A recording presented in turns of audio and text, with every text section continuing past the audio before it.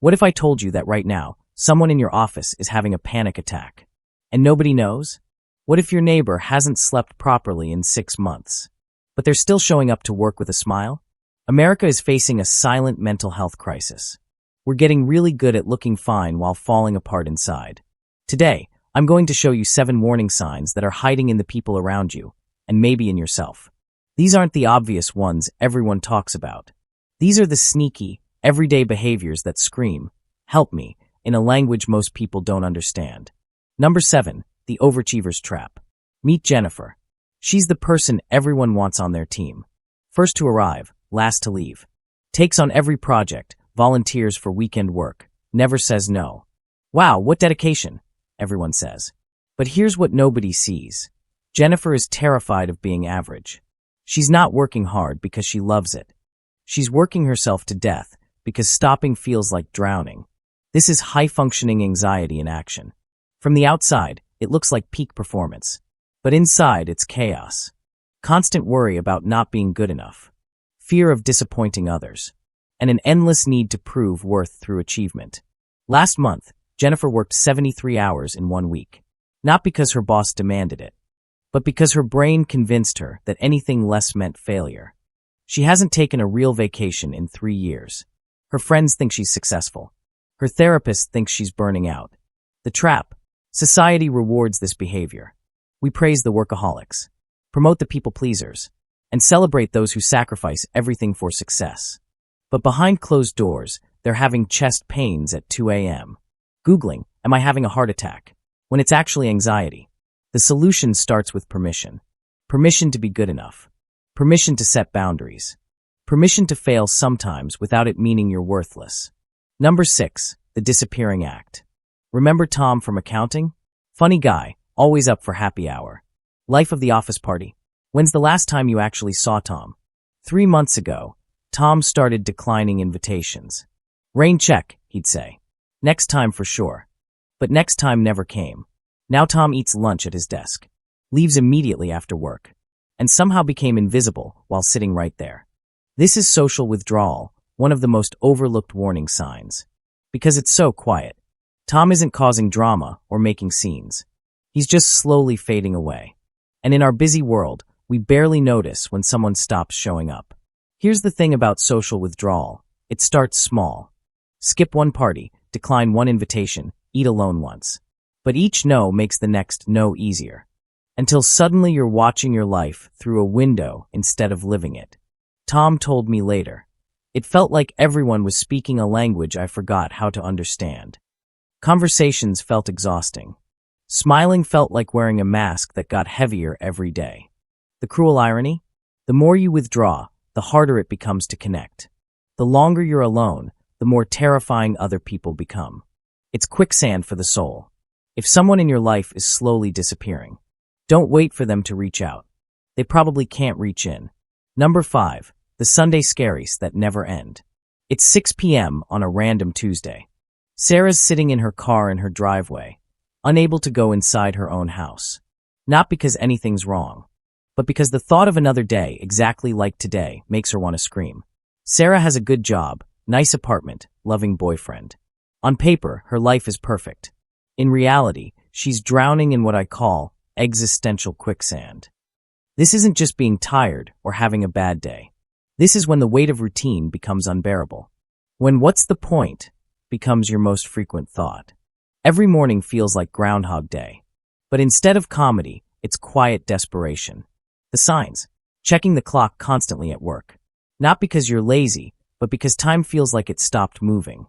Feeling exhausted by things that used to energize you. Looking at your calendar and feeling nothing. Not excitement, not dread, just emptiness. Sarah described it perfectly.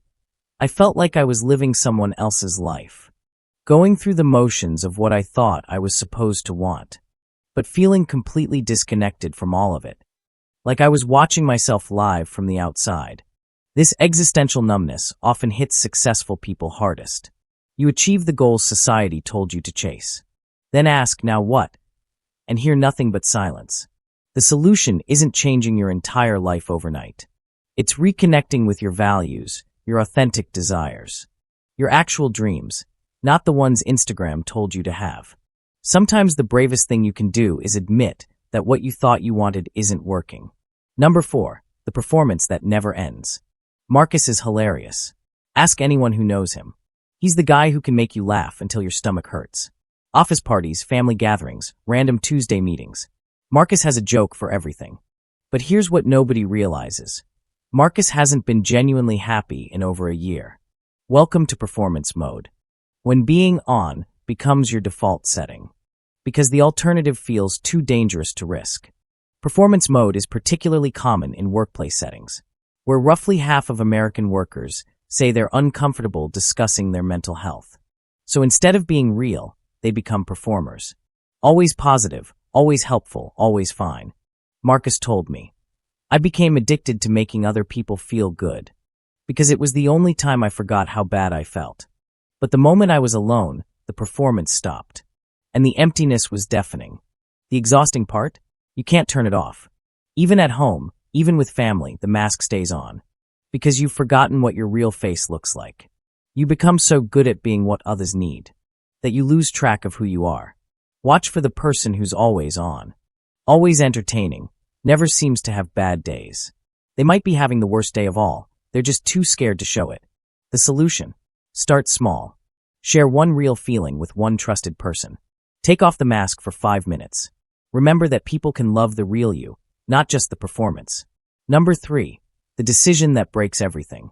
Lisa stared at her phone for 23 minutes yesterday. Not scrolling, not texting. Just staring at a single message from her boss. Asking if she preferred the morning or afternoon meeting slot. 2 options. Simple question. But Lisa's brain treated it like a life or death decision. That could destroy everything. This isn't regular indecisiveness. This is decision fatigue syndrome. When your brain becomes so overwhelmed by choices that it starts treating every decision like it could end your world. The grocery store becomes a nightmare. Which cereal? What if you pick wrong? What if there's a better option you didn't see?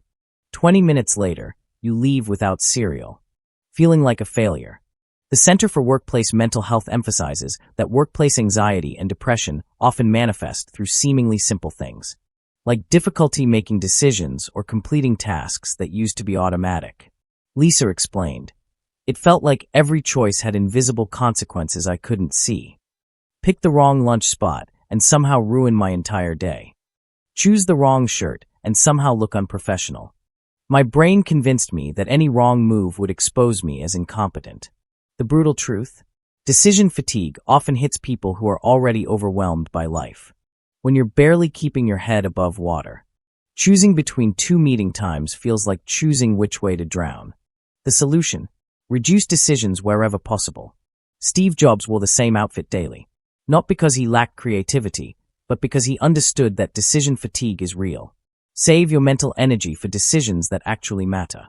Number 2, the helper who can't be helped. Katie is everyone's therapist. Coworkers come to her with their problems. Friends call her when they are crying. Family members lean on her during every crisis. Katie gives amazing advice, offers perfect support, and always knows exactly what to say to make someone feel better. There's just one problem. Katie hasn't asked for help in 7 years. This is the helper's paradox. When taking care of others becomes your way of avoiding your own pain, you become so good at fixing everyone else that people forget you might be broken too. The irony is that helpers often struggle with accepting help themselves, creating a cycle where they give constantly, but never receive the support they desperately need. Katie told me, "I convinced myself that if I could fix everyone else's problems, somehow mine would disappear. But every time I helped someone, I felt more empty inside, like I was pouring from a cup that was already bone dry." The warning signs. Someone who always has time for others' emergencies, but never has their own. Who gives incredible advice but never seems to follow it themselves. Who can spot everyone else's red flags but is blind to their own. Helpers often come from backgrounds where their worth was tied to their usefulness. They learned early that love is conditional. You're only valuable if you're fixing, helping, giving. The hardest lesson for helpers. Learning to receive. Learning that you can be loved for who you are, not just what you do for others. Number 1, the invisible earthquake. From the outside, David's life looked exactly the same on Tuesday as it did on Monday. Same job, same apartment, same routine. But inside David's mind, an earthquake had happened.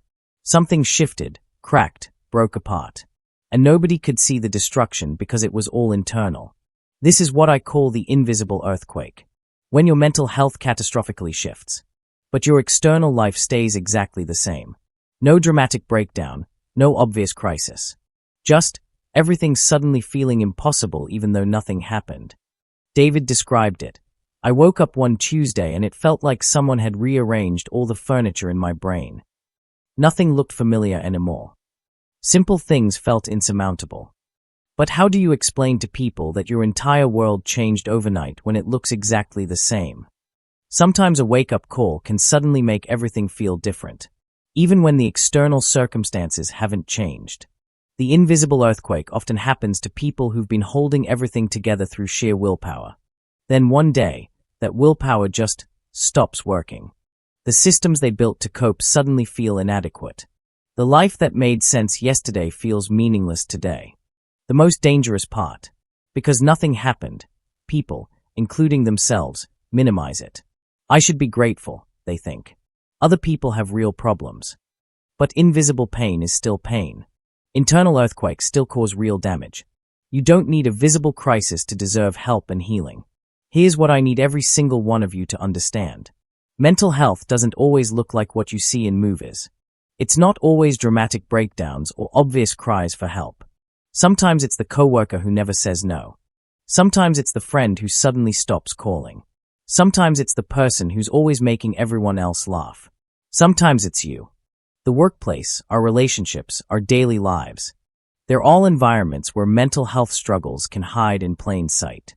We need to get better at seeing the invisible, hearing the silent screams, and reaching out before someone reaches their breaking point. Your mission, if you choose to accept it. I want you to close your eyes for a second. Think about Jennifer, the overachiever.